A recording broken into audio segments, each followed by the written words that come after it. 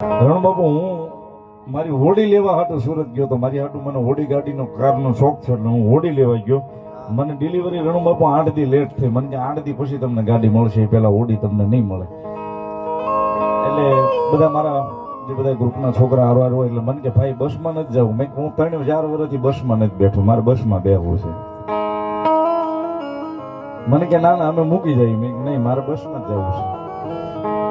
એટલે એક ભાઈબંધે ફોન કર્યો ટ્રાવેલર્સ વાળાને કે સંજયભાઈને બસમાં લઈ જવાના છે. એટલે એ તો રાજી થઈ ગયા, ભાઈ સંજયભાઈ બસમાં. એમ હું બસમાં બેઠો,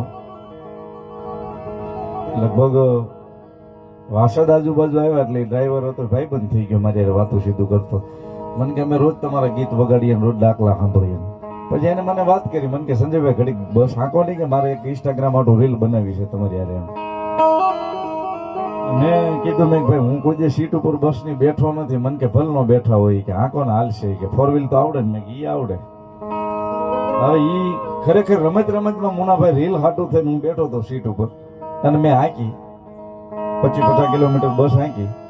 ઘરે આવીને જાગ્યો ને પછી મને આરો શોખ છે. મેં કીધું બસ તો લેવી જોશે.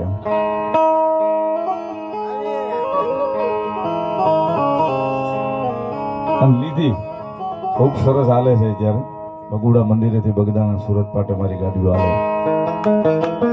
તો જાહેરાત નથી કરતો પણ સાહેબ એક કૃપા. એમ ખાલી વિચાર કરી લઈ ને, એના નામને પ્રેમ કરતા હોય, એનાથી નજીક હોય, આપણને આપણી પાસે સત હોય એટલે આપણે જે વિચાર કરી લઈ ને એ ઘરે આવીને દઈ જાય. કાલે વિચાર કરીમાં જોતું છે ને આપ્યું.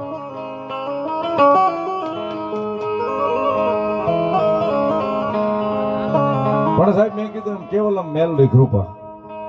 એની પાસે સાચા હોય ને એટલે તમે વિચાર કરી લ્યો ને આપે. આ બધા યુવાનોને ઈ ટકોર કરું છું. અહીં કોઈ જ્ઞાનની વાતો નથી કરતો અને હું કહું તમે કરો એવું કઈ છે નહીં. તમે ગમે એ કરજો, દુનિયાની માલ પર રખડજો, પણ આ તમારા બાપ દાદાની મેલડી છે, આની પાસે સાચા રહેજો એટલે તમને દુનિયામાં કોઈ દી હારવા નહીં દે. હું દાવો કરી